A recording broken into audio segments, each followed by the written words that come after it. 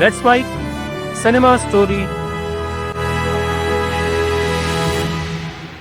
बॉलीवुड में हजारों love stories हुई हैं। कुछ स्क्रीन पर है, कुछ स्क्रीन के पीछे है, कुछ ऑफिशियली कंफर्म है, कुछ ऑफिशियली डिनाई है। लेकिन एक लव स्टोरी है जो ना ऑफिशियली कंफर्म हुई और ना ही डिनाई हुई, और फिर भी 40 साल बाद भी आज भी जब दोनों का नाम एक साथ लिया जाता है तो हवा में कुछ बदल जाता है। गेस करो नाम किसका है? अमिताभ बच्चन और रेखा।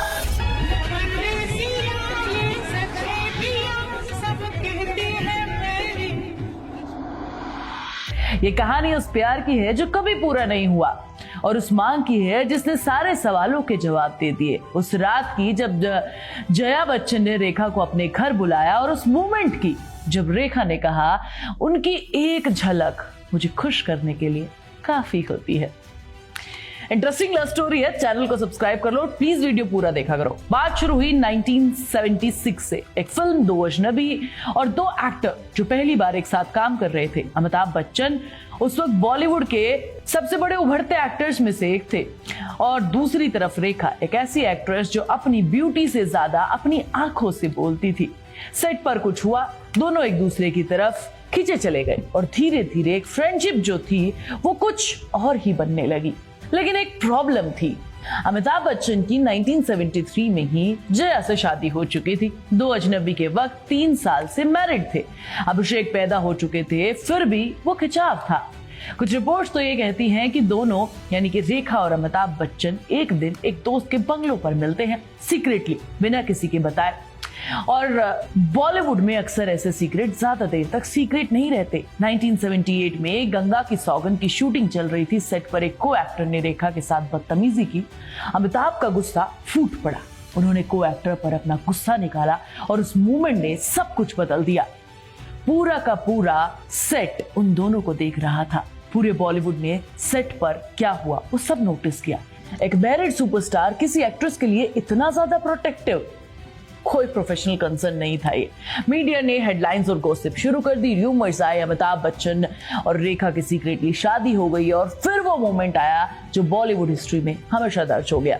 ऋषि कपूर और नीतू की शादी का टाइम, पूरा बॉलीवुड वहां पर था। रेखा सिंदूर लगाकर आई, मंगलसूत्र पहनकर वो सीधा अमिताभ बच्चन के पास गई, ओपनली और फॉर्मली बात करने लगी।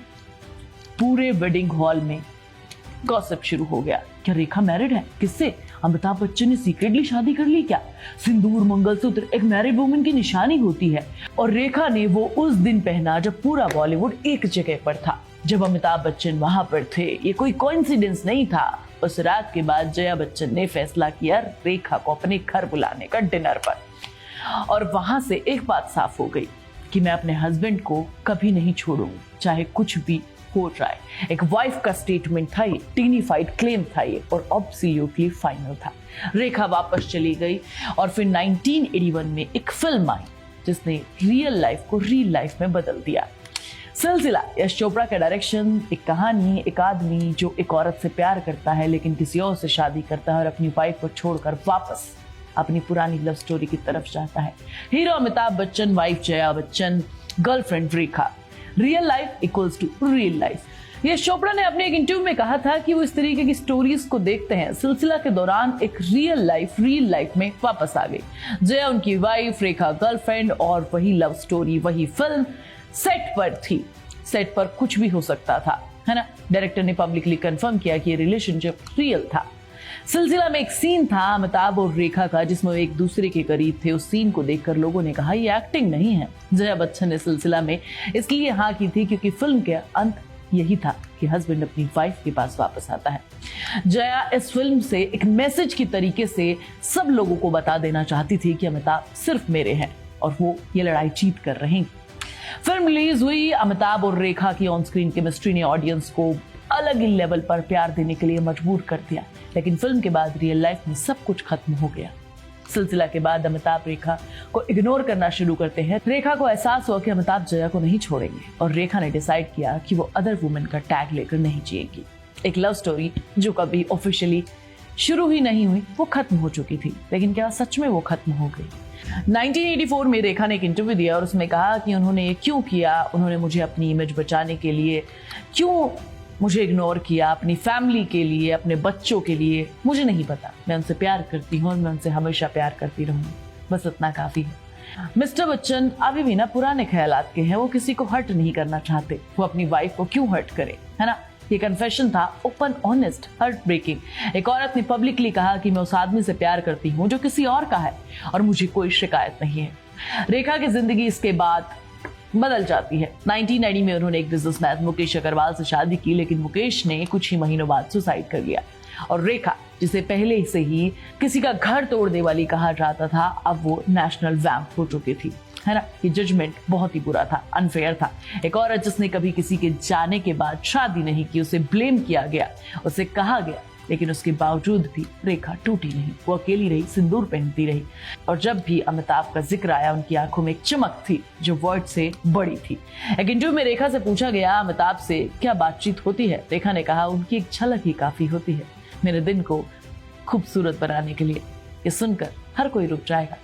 40 साल बाद, सिलसिला के 40 साल बाद, और रेखा कह रही है कि उनकी एक झलक ही काफी है।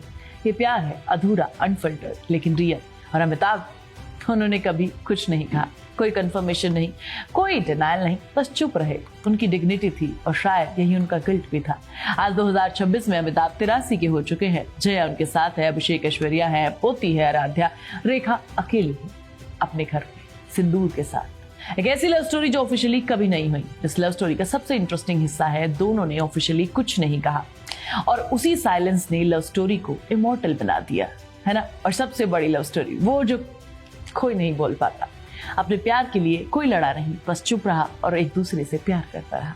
तो मुझे कमेंट करके बताओ, क्या तुम्हें लगता है अमिताभ बच्चन ने सही किया या रेखा के साथ इनजस्टिस हुआ। मैं तुम्हें नेक्स्ट वीडियो में मिलूंगी, तब तक तुम चैनल को सब्सक्राइब कर लो, वीडियो को लाइक और शेयर कर लो, प्लीज बेल आइकन दबाना मत भूलना।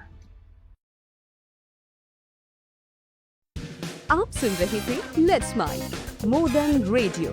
फॉलो कीजिए हमें हमारे सोशल मीडिया प्लेटफॉर्म्स पर। It's time for news. It's time for More Than Radio.